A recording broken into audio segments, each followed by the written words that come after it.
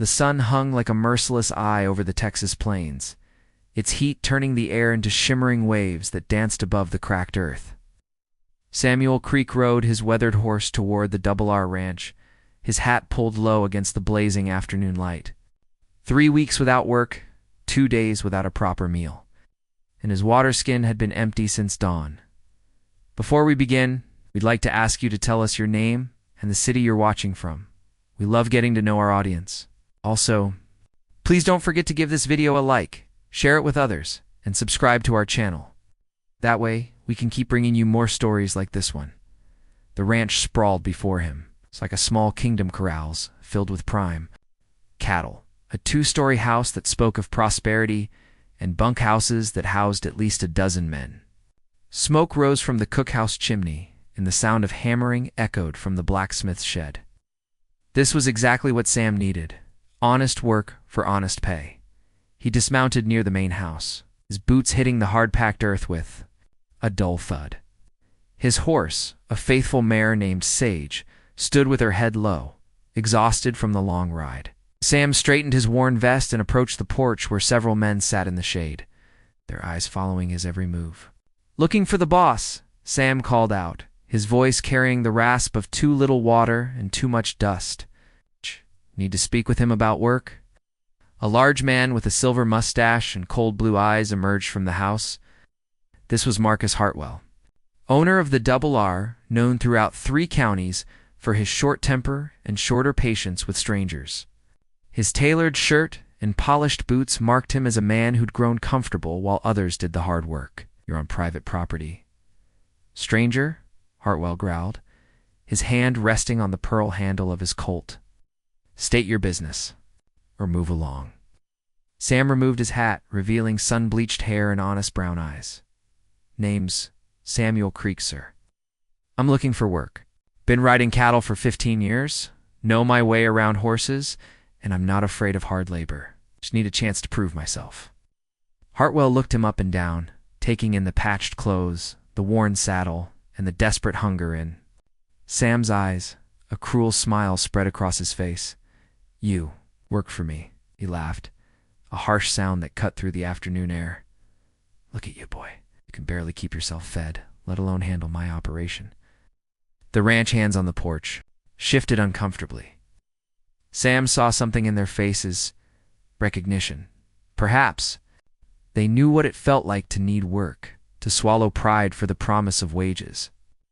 "I understand if you can't take on new hands right now," Sam said carefully, "but I'd be grateful for just water for my horse and maybe a meal. I can pay." Hartwell's voice rose with mock surprise.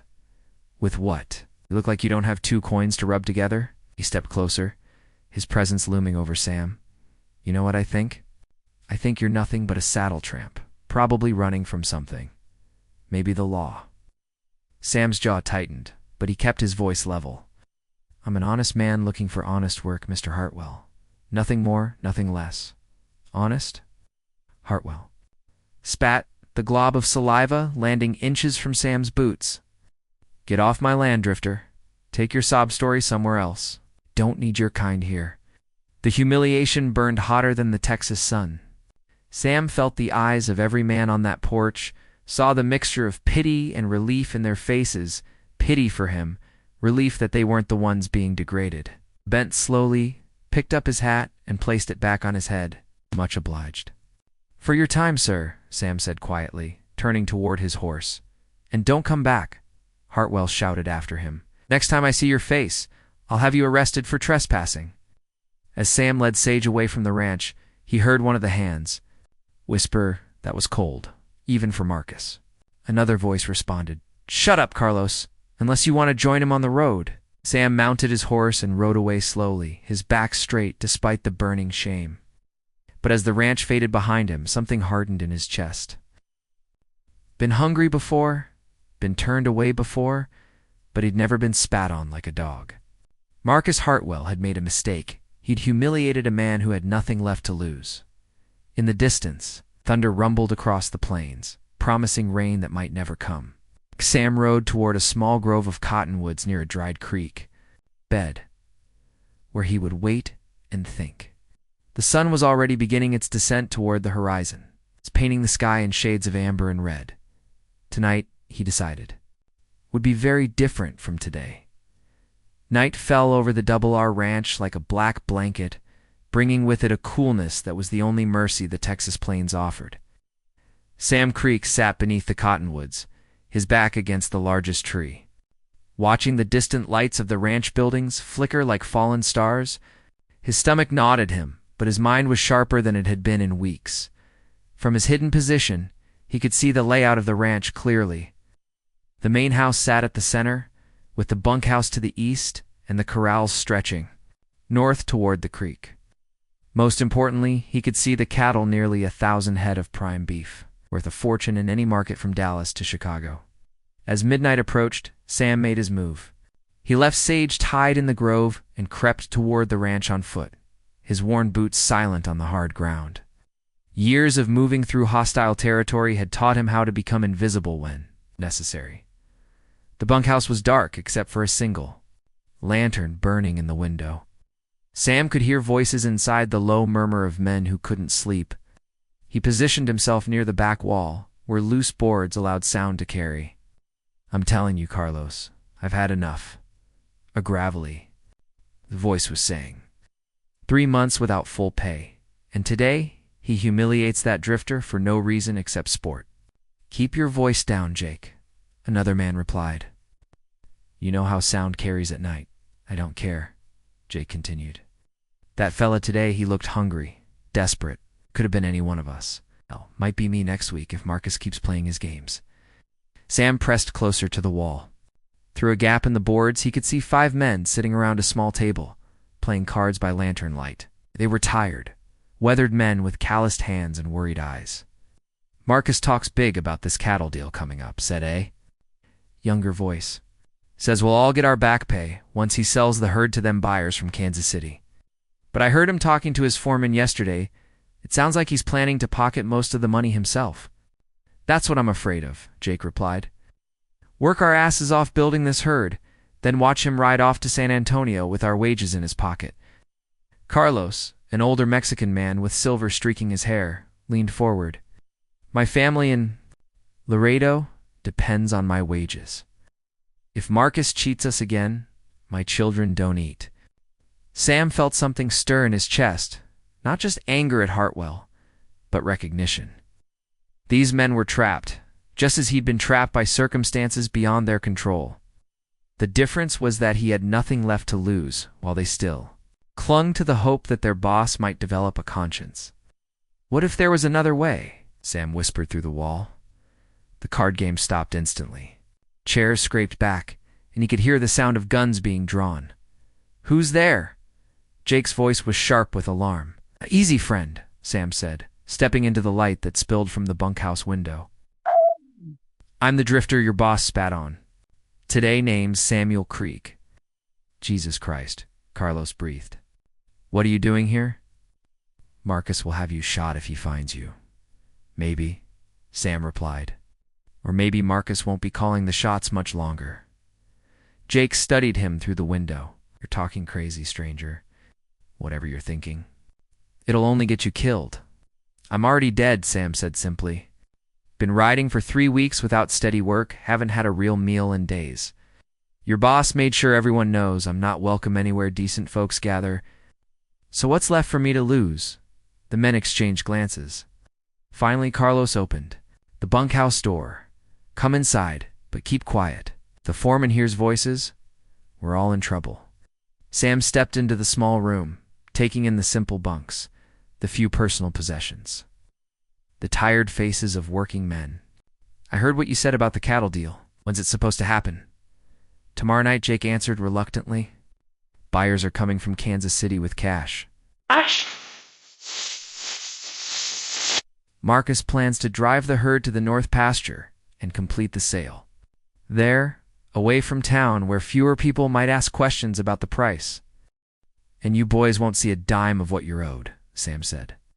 "Probably not," admitted the younger man.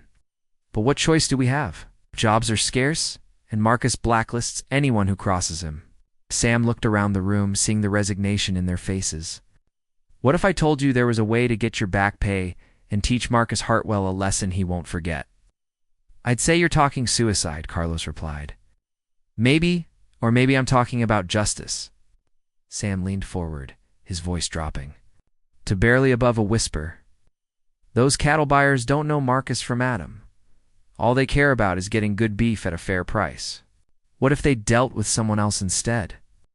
The implications hung in the air like smoke. Jake was the first to speak. You're talking about stealing his cattle? I'm talking about getting paid for your work, Sam corrected. Ow. That herd fed them, cared for them, protected them from rustlers and weather. Seems to me you've got more claim to those cattle than a man who sits on his porch counting other people's sweat. The room fell silent, except for the distant lowing of cattle and the whisper of wind through the eaves. Outside, a coyote howled at the moon, and somewhere in the darkness, Sam's future was taking shape.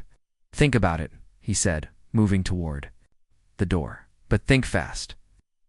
Tomorrow night, one way or another, that herd is going to Kansas City. Dawn came slowly to the Double R Ranch, painting the eastern sky in shades of rose and gold. Sam Creek watched from his hiding place as the ranch came to life, hands emerging from the bunkhouse for breakfast, the foreman barking orders, and Marcus Hartwell stepping onto his porch with a steaming cup of coffee, surveying his domain like a king. Sam had spent the hours before dawn moving carefully through the ranch, studying the layout, counting the men, and noting the routines. By the time the sun cleared the horizon, he knew exactly how the day would unfold. The cattle buyers were expected at sundown. Sam had overheard enough conversations to know they were legitimate businessmen from Kansas City looking to purchase 1,000 head of prime beef for shipment to eastern markets. They carried cash enough to make every man on the ranch wealthy if the money were divided fairly. As the day progressed, Sam watched the preparations. Chuck wagon was loaded.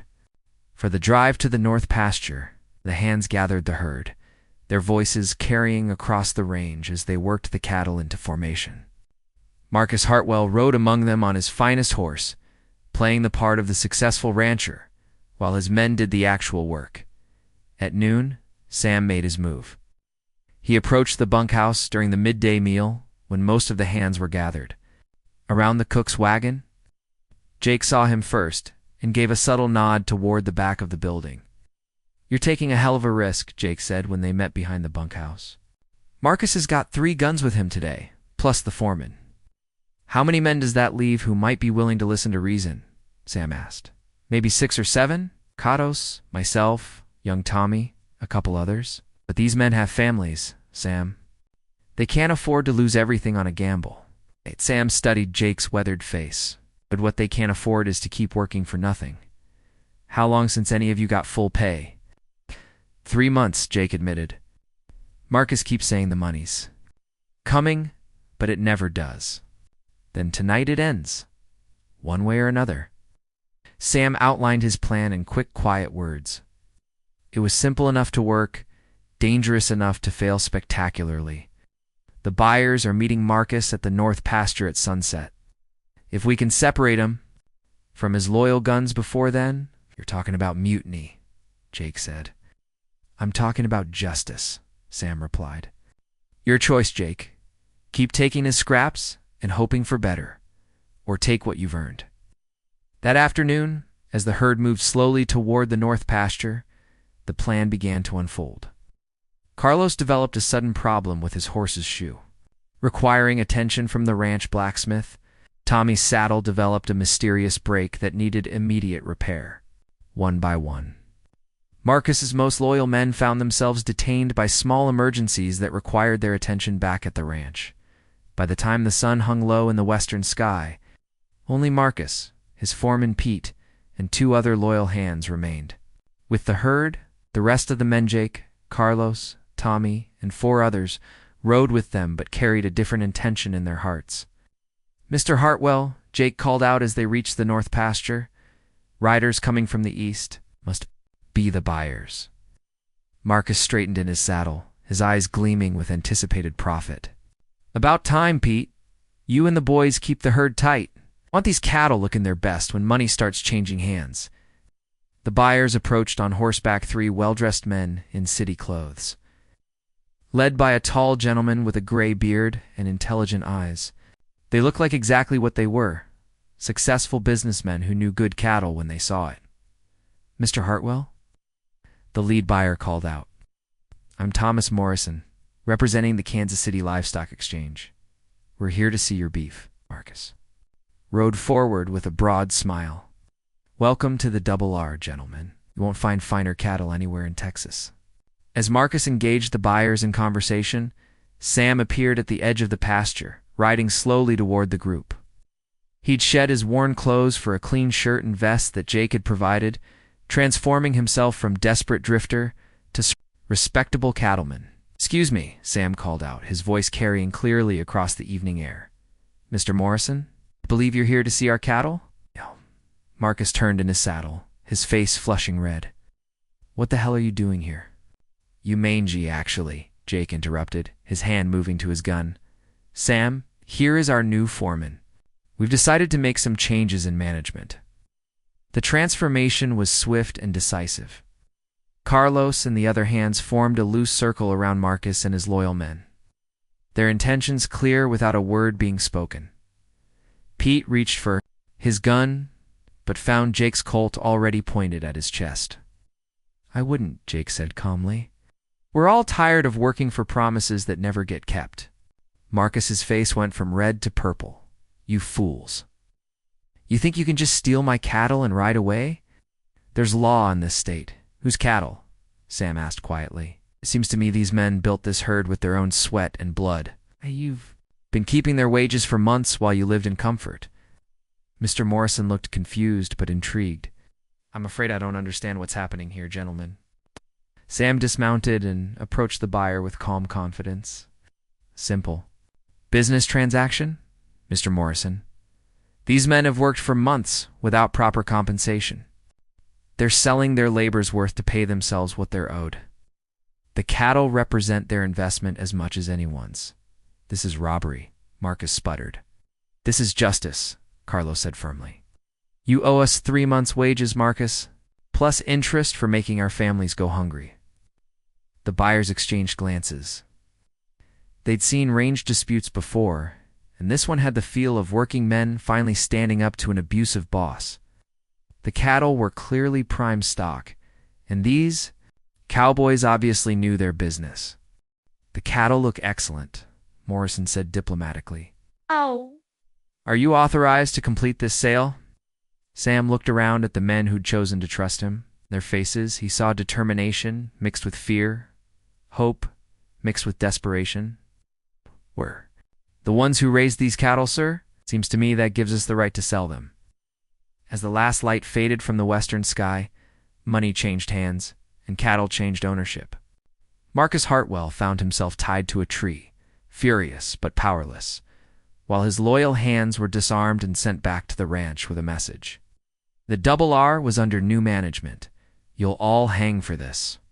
Marcus shouted as the buyers, and the herd disappeared into the darkness. Sam looked down at him with something approaching pity. "Maybe, but we'll hang as free men who finally got paid for our work." 3 days later, Sam Creek sat on the porch of the Double R Ranch house, watching the sunrise paint the Texas plains in shades of gold. The irony wasn't lost on him. 3 days ago, he'd been run off this same porch like a mangy dog.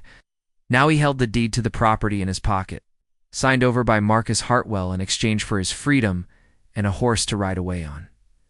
The transformation of the ranch had been swift and decisive.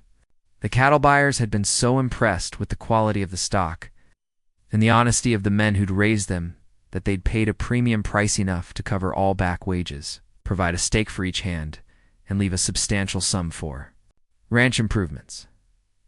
Jake approached the porch, his step lighter than it had been in months. "Boys are asking what you want to do about the south pasture, Sam. That fence has been needing repair for weeks." Sam looked up from the coffee Carlos had brought him.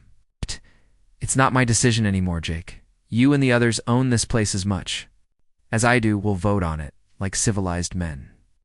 "Hard to believe it's real," Jake said, settling into a chair beside him. 3 days ago, we were all wondering how we'd feed our families.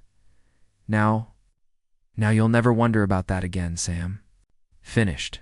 Not if we do this right. The plan had been simple in its justice. Divide the ranch ownership equally among all the men who'd worked it, with each man's share proportional to his years of service. Marcus Hartwell had agreed to the arrangement rather than face charges of wage theft and fraud that would have landed him in territorial prison. Carlos emerged from the house. His weather-beaten face creased in an unaccustomed smile. The letter came from my wife in Laredo. She says the money we sent already arrived. My youngest daughter can go to school now, thanks to her share of the herd sale. That's what matters, Sam said. Your family's eating well, your children having chances we never had. Tommy bounded up the steps, young legs carrying him with energy that matched his optimism. Sam, there's riders coming from town. Looks like the sheriff. Sam felt a familiar tightness in his chest, but he didn't move from his chair. Expected this. Jake, you and the boys ready to talk to the law? We're ready, Jake replied. Got all the papers, receipts from the sale, everything legal and proper. Sheriff William Garrett rode up with 2 deputies, their faces serious but not hostile. Garrett was an old man who'd seen enough range wars to recognize the difference between outlawry and justice. He dismounted slowly, his eyes taking in the peaceful scene on the porch. Morning, boys, Garrett said. Got a complaint from Marcus Hartwell. Says you stole his cattle and ran him off his own property. Sam stood, his hands visible and empty. Sheriff, you'll find all our papers are in order. The cattle were sold to settle legitimate debts owed to the men who worked this ranch. Mr. Hartwell signed ownership papers rather than face charges for wage theft. Garrett examined the documents Sam handed him, his experienced eyes noting the proper signatures and witness marks. Says here Hartwell transferred ownership of the ranch to you and your partners in exchange for settlement of back wages and safe passage. That right, Marcus? All eyes turned to see Marcus Hartwell riding up on the horse they'd given him, his face still purple with rage but his eyes showing the defeat of a man who'd overplayed his hand. They forced me to sign, Marcus protested. It was under duress. You threatened with violence? Garrett asked. Well, no, but were you offered fair compensation for the property and cattle? Marcus shifted in his saddle. They offered to pay me market value for the cattle and let me keep my personal belongings and house money. And you chose instead to sign over the whole ranch. It was that or face your jail, Marcus exploded. Sheriff Garrett looked around at the assembled men, noting their calm demeanor and the obvious improvements already being made to the property. Seems to me you made your choice, Marcus. These boys have legal papers, witnesses, and a legitimate grievance about unpaid wages. Far as I can see, everything here's been done according to law. Marcus's shoulders sagged. You're all going to regret this. Word gets around about hands overthrowing their bosses. There'll be trouble all across the territory. It's only trouble I see, Carlos said quietly, is bosses who don't pay honest wages for honest work. Treat your men fair, and they'll treat you fair. Sheriff Garrett mounted his horse, satisfied that no laws had been broken. Boys, you keep running this place legal and proper, you'll have no trouble from me. Marcus, I suggest you find yourself another line of work. Ranching doesn't seem to suit you. As the law rode away and Marcus followed them toward town, Sam looked around at the men who'd become his partners. They were the same weathered cowboys who'd been playing cards in the bunkhouse 3 nights ago. But something fundamental had changed. They stood straighter, spoke with more confidence, looked at the horizon with hope instead of resignation. So what now? Tommy asked. We've got a ranch to run, but winter's coming, and we'll need to plan for next year's herd. Now we do what working men do, Sam replied. We work. But we work for ourselves, and we make sure every man gets his fair share of what we earn. Jake nodded, understanding the weight of what they'd accomplished. Think it'll work? Men like us running our own operation?